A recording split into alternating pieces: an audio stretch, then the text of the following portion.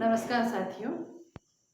वाक्य प्रकरण के अंतर्गत आज हम जानेंगे कि वे कौन से तत्व हैं जो वाक्य को पूर्णता प्रदान करते हैं। हमने जाना है कि वह शब्द समूह जो सार्थक विन्यास होता है और निश्चित भाव और अर्थ प्रकट करता है वह वाक्य कहलाता है। वाक्य के विषय में हमने जाना है, लेकिन वाक्य को पूर्णता प्रदान करने वाले वे तत्व कौन से हैं उनके विषय में आज हम जानेंगे। वाक्य को पूर्णता प्रदान करने वाले 4 तत्व हैं। पहला है आकांक्षा, दूसरा है योग्यता, तीसरा है आसक्ति और चौथा है क्रम। सबसे पहला है आकांक्षा। वाक्य के संदर्भ में हम जानेंगे कि यह आकांक्षा क्या होती है। वाक्य के संदर्भ में आकांक्षा यह है कि वाक्य में प्रयुक्त एक पद समूह को सुनने के पश्चात अगले पद समूह को सुनने की जिज्ञासा ही आकांक्षा है। उदाहरण के लिए मान लीजिए मैंने कहा राम आज। मैंने कहा राम आज।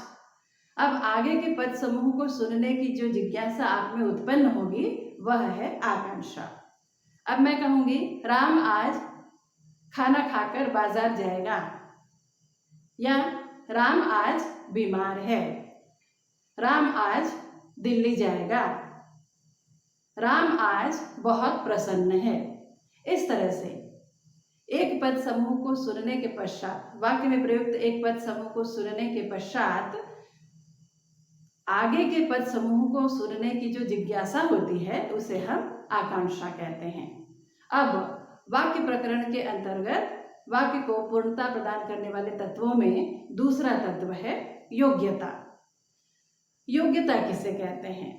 तो वाक्य के संदर्भ में हम ये देखेंगे कि योग्यता वह है जो वाक्य में प्रयुक्त प्रत्येक शब्द अपना निश्चित अर्थ प्रकट करें, वे अपनी योग्यता के अनुसार वाक्य में प्रयुक्त हों।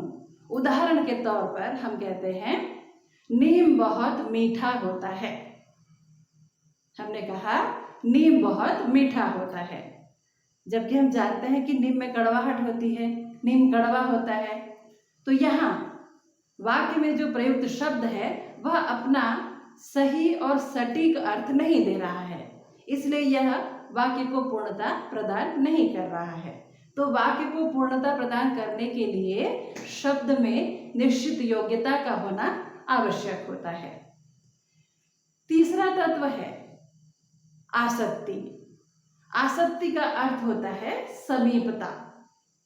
इसका अर्थ है वाक्य में प्रयुक्त प्रत्येक शब्द अपने अर्थ के अनुसार अपने आसपास रहें।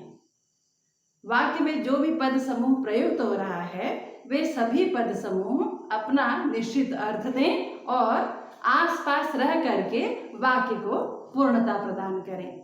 जैसे कि इसमें हम उदाहरण के तौर पर कह सकते हैं कि राधा गीत। हमने कहा राधा गीत और ऐसा कह करके हम मौन हो गए। इसमें वाक्य पूर्ण नहीं हो रहा है। हमने कहा राधा गीत। अगर हम कहते हैं राधा गीत गाएगी, राधा गीत मधुर गाती है, राधा गीत क्यों गाएगी? इस तरह से अगर हम वाक्य में प्रयुक्त प्रत्येक पद समूह को बराबर यति के साथ बराबर उसका प्रयोग करें तब यह आसक्ति कहलाती है। ये तत्व है जो वाक्य को पूर्णता प्रदान करती है। अगला और अंतिम तत्व है क्रम। क्रम का अर्थ है कि वाक्य में जो भी शब्द या जो भी पद समूह प्रयुक्त हो रहे हैं वे अपने क्रम से आए। हिंदी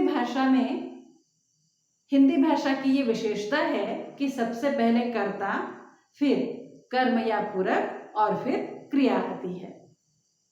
तो इस तरह से वाक्य में जो भी पद समूह प्रयुक्त हो रहे हैं वे अपने क्रम से आए। अगर वाक्य में पदक्रम सही नहीं होगा तो वाक्य अपनी सार्थकता खो देता है। जैसे उदाहरण के तौर पर हम लेते हैं, मैं जाता हूँ स्कूल प्रतिदिन। मैं जाता हूँ स्कूल प्रतिदिन।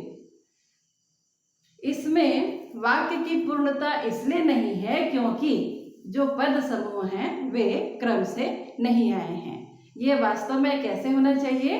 मैं प्रतिदिन स्कूल जाता हूँ या मैं प्रतिदिन विद्यालय जाता हूँ।